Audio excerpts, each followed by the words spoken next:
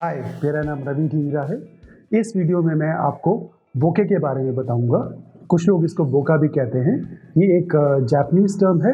तो पहले देखते हैं इसकी डेफिनेशन क्या है जो डिक्शनरी के हिसाब से। The blurred visual quality of out of focus parts of an image made by a lens. जब हम फोटोग्राफ क्लिक करते हैं तो हम सब्जेक्ट को शार्प रखते हैं, सब्जेक्ट को फोकस में रखते हैं। तो हमारे जब डेप्थ ऑफ फील्ड कम होती है, शैलो होती है, तो कुछ एरियाज हमारे फ्रेम के अंदर आउट ऑफ फोकस हो जाते हैं। तो बोके बेसिकली वो आउट ऑफ फोकस एरिया के ऊपर कॉन्सेंट्रेट करता है।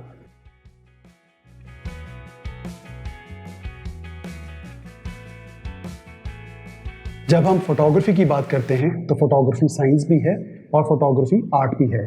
तो बोके जो है बेसिकली आर्ट से ज़्यादा रिलेटेड है, एस्थेटिक्स से ज़्यादा रिलेटेड है जो फोटोग्राफी में होते हैं। सो फोटोग्राफी के आर्ट और एस्थेटिक्स से रिलेटेड है हमारा ये बोके।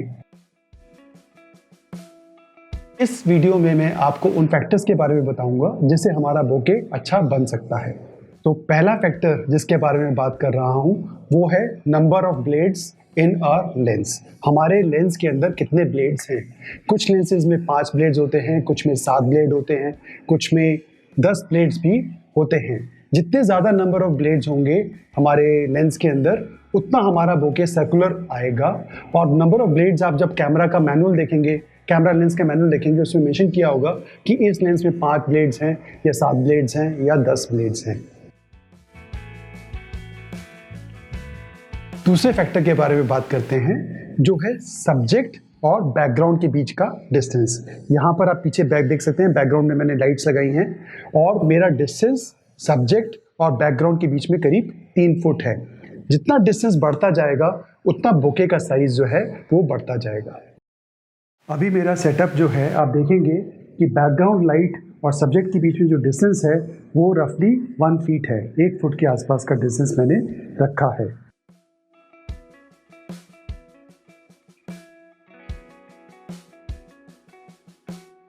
बैकग्राउंड लाइट और सब्जेक्ट के बीच का डिस्टेंस अब 3 फुट हो गया है।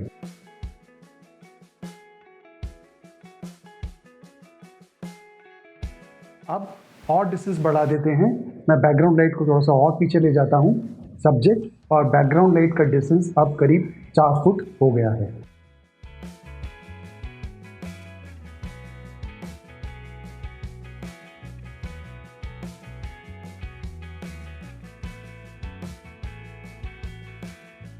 अब मैं तीसरे फैक्टर की बात करता हूं जो सबसे इंपॉर्टेंट है, वो है हमारा अपर्चर लेंस का क्या है।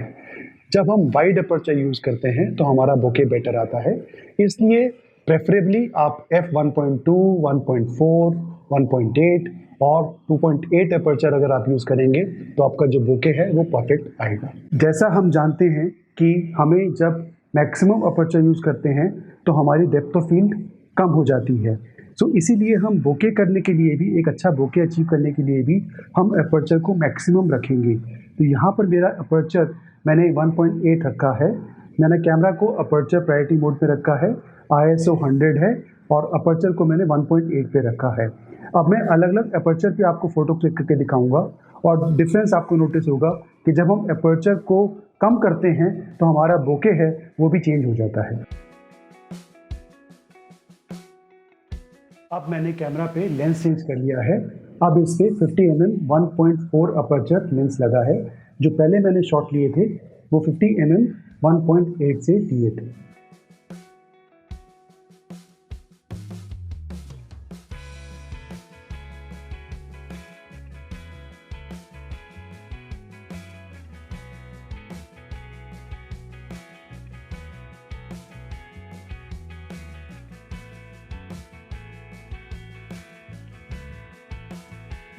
अब चलिए कुछ एक्सपेरिमेंटेशन करते हैं। मैंने एक ये ब्लैक पेपर लिया है और इसको इस शेप में काट दिया है लेंस के फिल्टर साइज के हिसाब से, और मैंने बीच में एक हार्ट शेप बना दी है। अब इसको हम लेंस के आगे ऐसे लगाएंगे फ़ोटो क्लिक करने से पहले।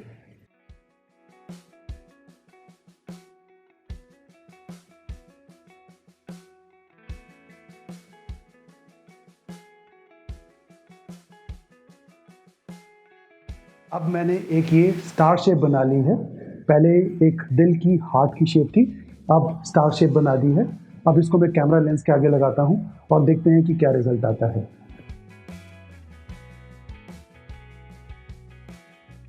जैसा आपने देखा, क्रिएटिविटी की कोई लिमिट नहीं है। हमने सिंपली एक ब्लैक पेपर लिया, उसके ऊपर हार्ट शेप काट दी और स्टार शेप काट दी, और हमारा जो पीछे बोके बन रहा था उसकी शेप भी चेंज हो गई। अगर आपको ये शेप्स नहीं चाहिए तो ये मत यूज़ कीजिए, सिंपल लेंस से भी आप एक अच्छा बोके क्रिएट कर सकते हैं। उम्मीद है कि आपको मेरा ये वीडियो पसंद आया होगा, इन्फॉर्मेटिव लगा होगा।